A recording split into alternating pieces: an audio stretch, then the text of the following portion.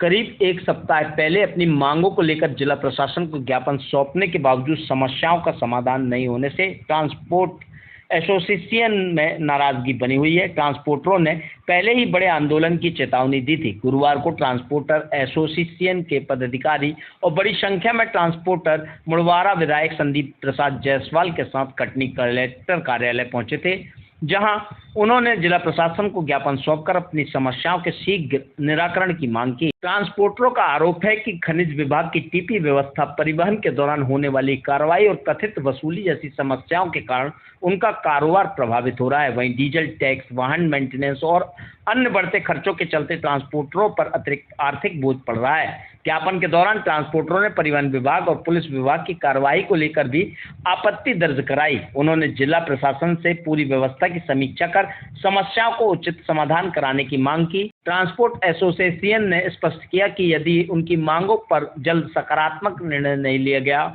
तो वे आंदोलन को और व्यापक करने के लिए मजबूर होंगे। इस दौरान सत्ताधारी पार्टी के विधायक ने भी जिला प्रशासन की कार्रवाई पर बड़े सवाल उठाए। कहा, पहले इस तरह की कार्रवाई नहीं होती थी, हाल ही में इस तरह की कार्रवाई क्यों की जा रही है? द्वारा लंबे समय से हड़ताल पे रहे, क्या उनकी प्रमुख मांगे रही और आज आप भी उनके साथ मौजूद हैं? आज हाईवा के एसोसिएशन के समस्त सदस्यों के साथ उनके मांग को लेकर एडीएम महोदय के से मुलाकात की गई है। सबसे पहले मैं स्पष्ट कर देना चाहूंगा, कोई बात का बतरंग न बनाए। किसी भी इलीगल कार्यवाही को संरक्षण देने के लिए ये भेंट नहीं की गई है।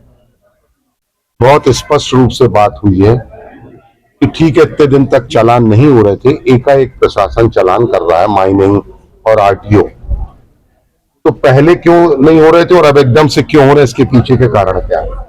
और हो रहे तो मैं रोकने के लिए नहीं बोल रहा हूं, होना चाहिए, लेकिन ये कंटिन्यू रहेगा कि नहीं रहेगा, ऐसे कौन से नामालूम कारण पैदा हो जाए कि कल के दिन फिर वो चालान की कार्रवाई, ये स्थानीय विषय है कि कल फिर हमारी मर्जी, फिर बंद कर देंगे, फिर चाहे जो दौड़ रही है, फिर हम नहीं, अब नहीं दौड़ने देंगे। अगर गलत है तो लगातार गलत पे कार्रवाई करो ना, कौन रोक रहा है? दूसरा, कुछ बातें इन्होंने अच्छी की कि एसोसिएशन ने स्वयं तय किया है कि हम जो गाड़ी में एक्स्ट्रा पटरे लगे रहते हैं वो हटा रहे हैं। गाड़ी की बॉडी की जो निर्धारित सीमा है वहीं तक करें और माल को ढक के लाएं, ये सब साथ में करें, तो ये एक जनहित में भी है। दूसरा, मैंने इसलिए लाया कि आज चाहे विकास कार्य हो, चाहे लोगों के घरों के काम हो, गिट्टी हो, रेता हो, सीमेंट हो, लोहा हो, ये सब की ट्रांसपोर्टिंग इन सब लोगों पे निर्भर करती है। काम प्रभावित हो रहे हैं और साथ में इनका जीवन भी प्रभावित हो रहा है। आज हर हाईवा वाला कहीं ना कहीं फाइनेंस कराता है। अब एक छोटी सी बात इनने कही कि अगर हमने कोई ओवरलोड में पकड़ा गया, हमारा जुर्माना होना, हम जुर्माना देने को तैयार है, लेकिन गाड़ी 15 दिन 1 महीने बाद छूट रही है, पेंडिंग है, ये बंद होना चाहिए। क्योंकि एक हाईवा कितने का, 40 लाख, कितने का,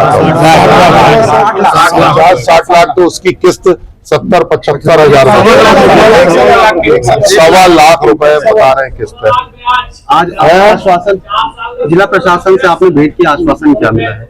उनको ये सब बातें बताई गई। तो वो जो स्थानीय स्तर पे था कि आप इलीगल माइनिंग, अब देखिए पिट पास 2 तरह के प्रकरण बनते हैं। एक पिट पास जितने का है, गाड़ी की क्षमता क्या है, वो एक विवादित विषय। पिट पास जितने का उतना ही माल लोड किया, उतना ही लोड किया है, लेकिन गाड़ी की क्षमता से ज्यादा है तो लोड, पिट पास क्यों कटा? ये शासन स्तर का विषय है कि भाई पिट पास जितनी गाड़ी में जितनी क्षमता उतने का कटे, और या फिर इसमें खदान मालिक भी तो दोषी है ना, क्यों ज्यादा लोड कर रहा है? शासन स्तर में पत्राचार करेंगे? हाँ बिल्कुल करेंगे, शासन स्तर पे भी करेंगे।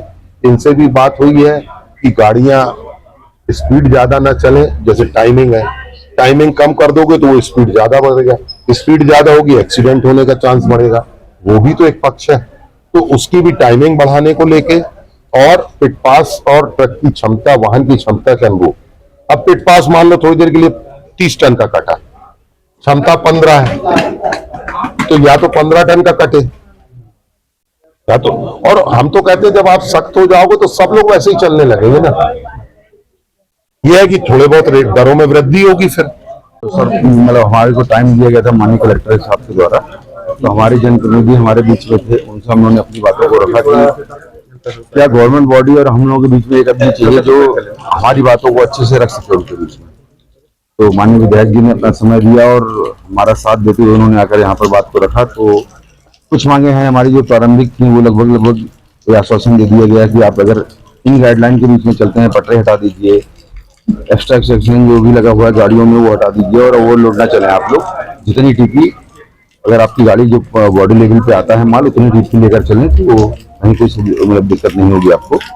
और जो एक बड़ा मुद्दा था टीपी की विसंगति को लेकर वो प्रदेश स्तर पर उस मामले को देखा जा रहा है और सारे बड़े अधिकारी जो लोग इन कार्यों को कर सकते हैं, माननीय मुख्यमंत्री तक ये बात है, तो उस पर आश्वासन दिया गया कि जल्द से जल्द इस पर कोई ना कोई समाधान निकाला जाएगा। कितने दिनों से आप लोग की हड़ताल जारी है और कटनी में कितने हाईवा और गाड़ी चलती है? लगभग देखिए कटनी में आज की डेट में लगभग 5000 गाड़ी है। कितने दिनों से हड़ताल जारी है? और ये 10 तारीख से हम लोगों ने किया था, आज लगभग 17 दिन समाप्त हो जाएगी, हड़ताल समाप्त हो जाएगी। आज माननीय विधायक जी के बोलने के अनुसार और जो आश्वासन मिला है और हम पर भी प्रेशर है बहुत सारा बाजार के लोगों का जिन्होंने हमारा समर्थन किया है। कटनी ट्रांसपोर्ट एसोसिएशन के लोग हैं, हमारे व्यापारी वर्ग के लोग हैं जिन्होंने हमारा बहुत समर्थन किया। अब वो भी चाह रहे हैं कि देखिए क्या है इसके पूरे कार्यक्रम में कहीं ना कहीं लेबर वर्ग भी जुड़ा हुआ है जिनका जनजीवन प्रभावित हो गया है सप्लाई चेन टूटने के कारण। तो अभी हम सबके आश्वासन को देखते हुए इसको अभी समाप्त कर रहे हैं। क्या नाम है आपका? अजय कुमार मिश्र, जो मैं अध्यक्ष हूँ ट्रांसपोर्ट यूनियन।